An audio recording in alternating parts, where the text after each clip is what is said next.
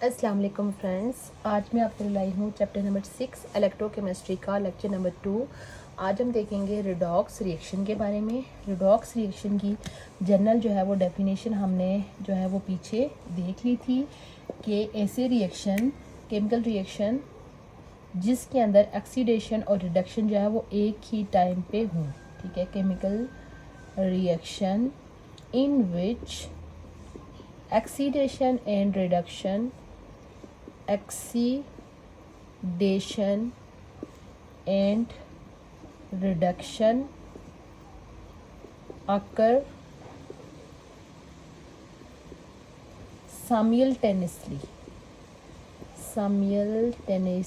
यानी कि एक ही टाइम पे उस रिएक्शन के अंदर ऑक्सीडेशन भी हो रही हो और रिडक्शन भी हो रही हो। ठीक है, यानी कि इन दोनों का जो है वो आपस में लिंक है। ठीक है, एक दूसरे के अपोजिट होते हैं, तो इनको हम डिफरेंट टर्म्स में देखेंगे। ठीक है, सबसे पहला हम देखेंगे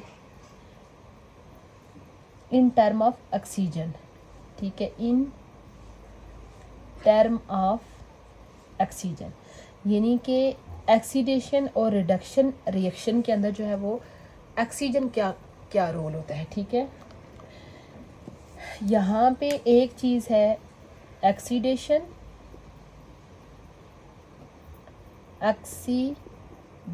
और दूसरी टर्म है हमारे पास रिडक्शन। अगर हम इन टर्म ऑफ ऑक्सीजन देखें तो ऑक्सीडेशन के केस में ऑक्सीजन क्या होती है, ऐड होती है। एडिशन ऑफ ऑक्सीजन यानी कि किसी रिएक्शन के अंदर अगर ऑक्सीजन ऐड हो रही हो तो वो हमारे पास क्या हो रही हो, वो है ऑक्सीडेशन। जबकि अगर किसी रिएक्शन के अंदर से ऑक्सीजन को निकाला जा रहा हो, रिमूवल ऑफ ऑक्सीजन, तो वो हमारे पास क्या होती है, रिडक्शन होती है। अब देखिए एक दूसरे के टोटली बिल्कुल अपोजिट है कि addition of oxygen is known as oxidation and removal of oxygen is known as reduction. ठीक है, यानी कि ये अगर हम इनको देखें तो इन दोनों ये किसी एक रिएक्शन को कंप्लीट करने के लिए, ये आप समझ लें कि एक रिएक्शन के दो पार्ट हैं। ठीक है, इसी वजह से ऑक्सीडेशन और रिडक्शन दोनों को हाफ रिएक्शंस बोला जाता है। हाफ रिएक्शंस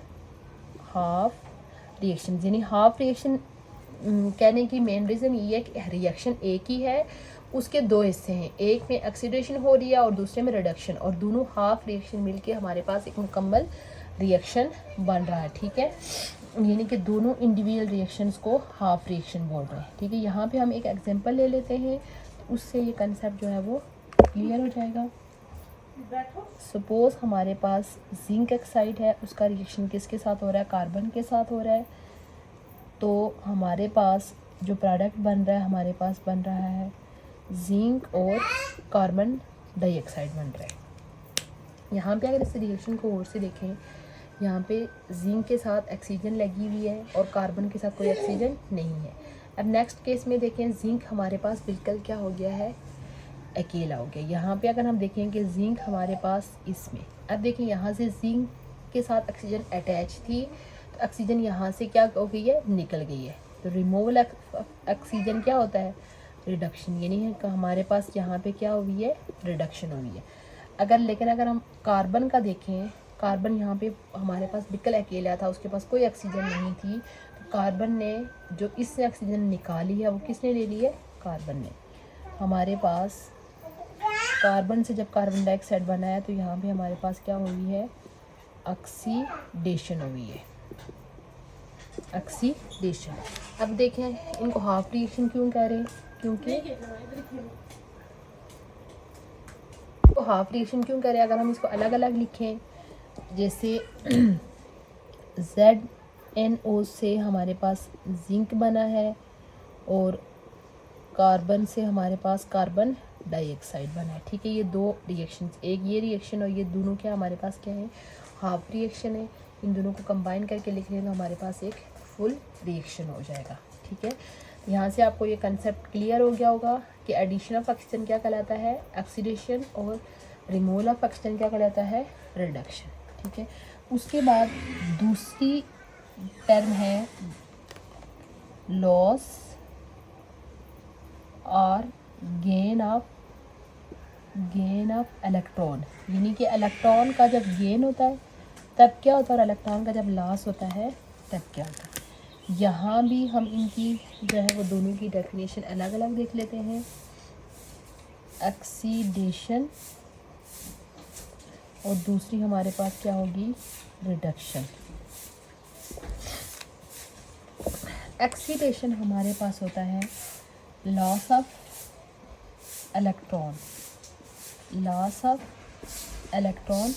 जबकि रिडक्शन हमारे पास होता है गेन ऑफ इलेक्ट्रॉन, यानी कि किसी सब्सटेंस के अंदर अगर इलेक्ट्रॉन का लॉस हो रहा है तो वहाँ पे ऑक्सीडेशन हो रही है, और अगर किसी सब्सटेंस के अंदर इलेक्ट्रॉन का गेन हो रहा है तो वहाँ पे क्या हो रही है, रिडक्शन हो रही है। ठीक है, यहाँ पे भी आप देख सकते हैं कि ऑक्सीडेशन और रिडक्शन जो है वो दोनों अपोजिट प्रोसेस है। ठीक है, इसके लिए हम इनके एग्जांपल भी लिख लेते हैं। सपोज़ हमारे पास जिंक है, वो नॉर्मल फॉर्म में है, वो अपने आउटर मोस्ट शेल में 2 इलेक्ट्रॉन को निकाल लेता है। निकालने के बाद वो हमारे पास इस फॉर्म में आ जाता है। तो यहाँ पे आप देखिए इस इलेक्ट्रॉन निकाले हैं तो जिंक यहाँ पे क्या हुआ है, ऑक्सीडाइज हुआ है, यानी जिंक के अंदर ऑक्सीडेशन का प्रोसेस हुआ है। इसी तरह अगर हम देखें हमारे पास H पॉजिटिव यानी कि हाइड्रोजन है, यानी प्रोटॉन है उसका, इसके 2 अगर हाइड्रोजन है तो ये 2 इलेक्ट्रॉन अगर किसी से ले लें तो ये हमारे पास H2 की फॉर्म है। यहाँ पे आप देखें हाइड्रोजन ने इलेक्ट्रॉन को क्या किया है, गेन किया है, तो यहाँ पे हमारे पास क्या हो रही है, रिडक्शन हो रही है। यानी कि इस केस में हम देख सकते हैं कि ये दोनों हाफ रिएक्शन है, ये भी हाफ रिएक्शन है, ये भी हाफ रिएक्शन है। इन दोनों रिएक्शन को अगर हम कंबाइन करके लिख लें तो ये हमारे पास एक फुल रिएक्शन बन जाएगा। जिंक जो है उसका रिएक्शन किसके साथ हो रहा है, हाइड्रोजन के साथ, H पॉजिटिव यानी कि 2 H पॉजिटिव के साथ, तो हमारे पास Zn2 पॉजिटिव बन रहा है और साथ में H2 बन रहा है। ठीक है, तो इसको अगर हम इस तरह से दूसरी तरह से, जैसे मैंने ऊपर लिखा था कि Zn ने इलेक्ट्रॉन को रिलीज़ किया है, तो इसमें क्या हुई है, ऑक्सीडेशन हुई है,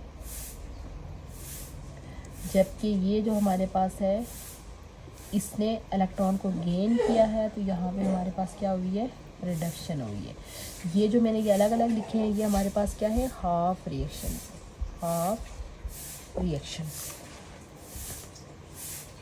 उसके बाद ऑक्सीडेशन और रिडक्शन की जो थर्ड वन है, in term of change in oxidation state, change in oxidation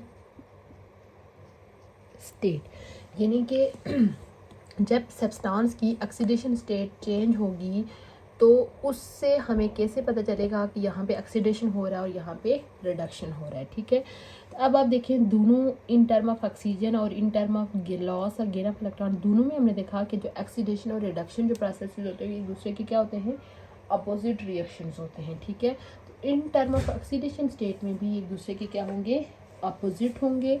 सबसे पहले हम इनकी यहाँ भी डेफिनेशन देख लेते हैं, ऑक्सीडेशन और रिडक्शन। ऑक्सीडेशन के अंदर जो ऑक्सीडेशन नंबर होता है वो क्या होता है, इंक्रीज होता है। ठीक है, increase in oxidation number, increase in oxidation number. ठीक है, ऑक्सीडेशन नंबर में अगर इंक्रीज हो रहा है तो वो हमारे पास ऑक्सीडेशन होगी, और ऑक्सीडेशन नंबर में अगर क्या हो रहा है, रिड्यूस हो रहा है। ठीक है, रिडक्शन इन,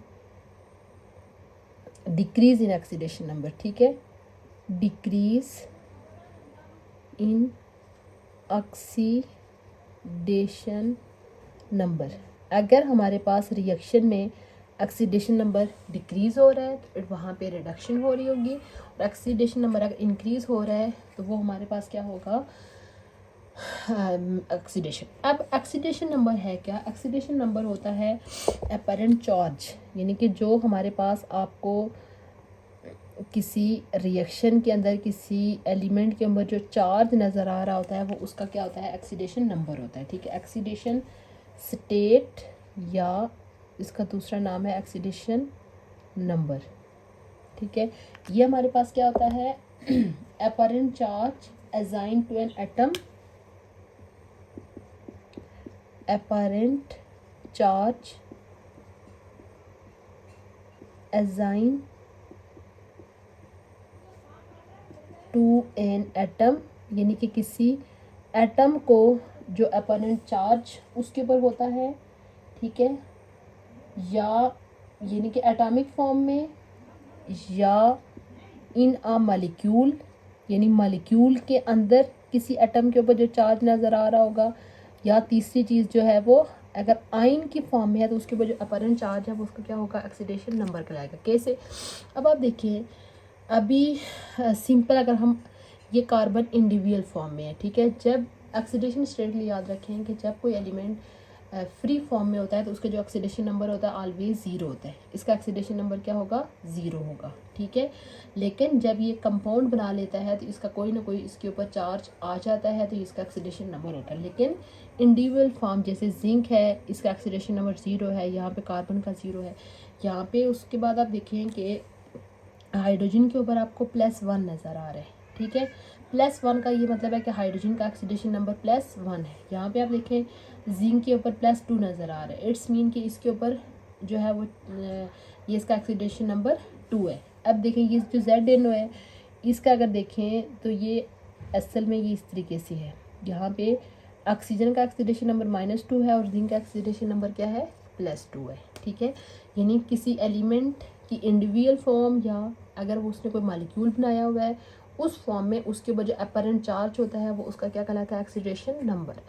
अब रिएक्शन के दौरान अगर हमारे पास ऑक्सीडेशन नंबर इंक्रीज़ हो रहा है तो इट्स मीन वहाँ पे ऑक्सीडेशन हो रही है, और अगर वहाँ पे ऑक्सीडेशन नंबर डिक्रीज़ हो रहा है तो वहाँ पे क्या हो रही है, रिडक्शन हो रही है। ठीक है, इसके लिए एक एग्जांपल लिख लेते हैं। सपोज़ हमारे पास जिंक का रिएक्शन हो रहा है कॉपर के साथ, कॉपर 2 पॉजिटिव, यानी कॉपर हमारे पास चार्ज फॉर्म में है, और रिएक्शन के बाद हमारे पास ये बन रहा है और इस तरह से बन रहा है। ठीक है, अब आप देखें, अभी मैंने बताया कि जब भी कोई एलिमेंट यानी कि फ्री फॉर्म में, फ्री फॉर्म मीन कि उसने किसी दूसरे के साथ कोई बॉन्डिंग नहीं की हुई है, तो उस टाइम उसका जो ऑक्सीडेशन नंबर होता है वो क्या होता है, ज़ीरो होता है। यहाँ पे अगर सबसे पहले हम ऑक्सीडेशन नंबर को नोट डाउन करें, जिंक का ऑक्सीडेशन नंबर 0 है, कॉपर का ऑक्सीडेशन नंबर +2 है, उसके बाद रिएक्शन के बाद जिंक का ऑक्सीडेशन नंबर +2 और कॉपर का क्या होगा, 0। अब आप देखें कि यहाँ पे ऑक्सीडेशन नंबर जिंक का 0 था, वो चेंज होके यहाँ पे चला गया, जबकि कॉपर का 2 था और ये 0 चला गया। ठीक है, यहाँ पे आप देखें एक में ऑक्सीडेशन नंबर डिक्रीज़ हो रहा है और एक में ऑक्सीडेशन नंबर क्या हो रहा है, इंक्रीज़। अब आप देखें जिंक का 0 था तो +2 हो गया, इट्स मीन कि ऑक्सीडेशन नंबर क्या हुआ है, इंक्रीज़ हुआ है। तो यहाँ पे क्या हुआ है, जिंक क्या हुआ है, ऑक्सीडाइज हुआ है, ऑक्सीडेशन हुई है। ठीक है, जबकि कॉपर का देखिए ऑक्सीडेशन नंबर 2 था, 2 से वापस रिवर्स यानी 0 गया है, तो यहाँ पे क्या हुई है, रिडक्शन हुई है। तो ये हम ऑलरेडी पीछे भी डिस्कस कर चुके हैं कि ये जो किसी एलिमेंट के ऊपर यानी कि कॉपर के ऊपर अगर 2 पॉजिटिव चार्ज है तो ये शो कर रहा है कि कॉपर ने अभी क्या किए हुए हैं, 2 इलेक्ट्रॉन रिलीज़ किए हुए हैं। ठीक है, रिलीज़ किए हुए हैं, इसी वजह से कॉपर के ऊपर क्या चार्ज हुआ है, +2 चार्ज आया हुआ है। ठीक है, ये ऑलरेडी हम पीछे हमने डिस्कस किया था कि आयन जहाँ पे हमने पढ़ा था पॉजिटिव और नेगेटिव आयन के बारे में, जब कोई एलिमेंट किसी दूसरे एलिमेंट से इलेक्ट्रॉन को रिसीव करता है तो माइनस में चार्ज आता है, और इलेक्ट्रॉन को देता है तो प्लस में चार्ज आ जाता है। और वो क्यों आता है वो हमने पीछे डिटेल में देखा था। तो यहाँ पे कॉपर के ऊपर यानी +2 चार्ज है, यानी कॉपर में 2 इलेक्ट्रॉन रिलीज़ किए हुए हैं। ठीक है, तो उसके बाद यहाँ पे आप देखें कि यहाँ पे कॉपर से जिंक ने अपने 2 इलेक्ट्रॉन कॉपर को दे दिए हैं, तो कॉपर बैलेंस हो गया, तो वापस जिंक के ऊपर जो है वो +2 चार्ज आ गया है। ठीक है, तो यहाँ पे आप देखें कि ये जो हम डिफरेंट तरह के रिएक्शंस मैंने यहाँ पे देखें, यहाँ पे ये भी हमारे पास हाफ रिएक्शन की फॉर्म में देख सकते हैं। एक हाफ रिएक्शन में ऑक्सीडेशन हो रही है और एक हाफ रिएक्शन में रिडक्शन हो रही है, दोनों को कंबाइन करके। इन ओवरऑल हमारा टॉपिक था रेडॉक्स रिएक्शन। ठीक है, इसकी दोबारा डेफिनेशन देख लेते हैं कि chemical reaction in which oxidation and reduction occur simultaneously, यानी कि एक ऐसा केमिकल रिएक्शन जिसमें एक ही टाइम पे ऑक्सीडेशन और रिडक्शन हो रही है। यहाँ पे आप देखें, इस केस में देखें कि यहाँ पे हमने देखा कि एक रिएक्शन जिसमें रिडक्शन भी हो रही है और ऑक्सीडेशन, ये हमारे पास रिडॉक्स रिएक्शन। इसी तरह आप देखें इस केस में ऑक्सीडेशन भी हो रही है और रिडक्शन भी हो रही है, ये भी हमारे पास रिडॉक्स रिएक्शन। इसी तरह इस केस में देखें ऑक्सीडेशन और रिडक्शन एक ही रिएक्शन में एक ही टाइम पे हो रही है, ये भी हमारे पास क्या है, रिडॉक्स रिएक्शन है। ठीक है, ये हमने डिफरेंट रिएक्शंस के अंदर ऑक्सीडेशन और रिडक्शन को अलग अलग से समझा, लेकिन यही दोनों ऑक्सीडेशन और रिडक्शन जिनको हाफ रिएक्शंस भी बोला जाता है, जब इकट्ठे एक ही टाइम पे हो रहे हों, ऐसे रिएक्शंस को बोलते हैं रिडॉक्स रिएक्शन। ठीक है, उम्मीद करती हूँ आपको आज का लेक्चर समझ आया होगा। इस लेक्चर को अगेन सम अप कर लेते हैं कि सबसे पहले हमने रिडॉक्स रिएक्शन की डेफिनेशन देखी कि ऐसे रिएक्शन जिसमें ऑक्सीडेशन और रिडक्शन एक ही टाइम पे हो रही हो उसको रिडॉक्स रिएक्शन बोलते हैं। तो फिर हमें रिडॉक्स रिएक्शन के अंदर जो दो प्रोसेसेस हो रहे हैं ऑक्सीडेशन और रिडक्शन, हमने देखा कि वो डिफरेंट वेज में ऑक्सीडेशन और रिडक्शन हो सकती है। कैसे? इन टर्म ऑफ ऑक्सीजन, उसके बाद इन टर्म ऑफ लॉस और gain of electron and in term of change in oxidation state. Oxygen के केस में हमने देखा कि जब किसी रिएक्शन में, जब किसी एलिमेंट में ऑक्सीजन ऐड होगी तो ऑक्सीडेशन है, और जब ऑक्सीजन रिमूव होगी तो वो रिडक्शन है। उसके बाद हमने एक कंप्लीट रिडॉक्स रिएक्शन डिस्कस किया। अगर ये इंडिविजुअल रिएक्शन होंगे तो उनको हाफ रिएक्शंस बोलते हैं। उसके बाद हमने लॉस और गेन के केस में देखा कि अगर इलेक्ट्रॉन लूज़ हो रहे हैं तो वो हमारे पास ऑक्सीडेशन हो रही है, और इलेक्ट्रॉन गेन हो रहे हैं तो वो हमारे पास क्या हो रही है, रिडक्शन हो रही है। फिर इसके लिए भी हमने एक रिडॉक्स रिएक्शन डिस्कस किया। उसके बाद तीसरा केस हमने देखा कि अगर ऑक्सीडेशन नंबर इंक्रीज़ हो रहा है किसी एलिमेंट का तो इट्स मीन कि वो ऑक्सीडाइज हो रहा है, और अगर किसी एलिमेंट का ऑक्सीडेशन नंबर डिक्रीज़ हो रहा है तो इट्स मीन कि वो रिड्यूस हो रहा है। तो उसके लिए फिर हमने एक रिडॉक्स रिएक्शन देखा, तो वहाँ पे हमने देखा कि किस तरीके से ऑक्सीडेशन नंबर डिक्रीज़ और इंक्रीज़ होता है। और ऑक्सीडेशन नंबर होता क्या है कि किसी एलिमेंट के ऊपर जो अपरेंट चार्ज होता है उसकी इंडिविजुअल फॉर्म में, और या आयन की फॉर्म में, या मॉलिक्यूल के अंदर जो उसके ऊपर चार्ज होता है वो उसका क्या कहलाता है, ऑक्सीडेशन नंबर कहलाता है। सपोज़ हमारे पास ये HCl लिखा हुआ है, तो हमेशा याद रखें जब कोई मॉलिक्यूल जिसके ऊपर कोई चार्ज नहीं होता तो इट्स मीन कि वो बैलेंस है। बैलेंस का मतलब ये है कि यहाँ पे इसका -1 है और इसका +1 है। ठीक है, यानी -1 और +1 एक दूसरे को कैंसिल आउट किया होता है। इसी वजह से हमारे पास ये किस फॉर्म में है, HCl की फॉर्म में है। ठीक है, नॉर्मल हम इसको लिखते हैं। यही ये जो +1 और -1 उसके मॉलिक्यूल के अंदर चार्ज है वो बेसिकली उसका क्या कहलाता है, ऑक्सीडेशन नंबर कहलाता है। ये था हमारा इलेक्ट्रोकेमिस्ट्री का लेक्चर नंबर 2 रिडॉक्स रिएक्शन। उम्मीद करती हूँ आपको आज का लेक्चर अच्छा लगा होगा।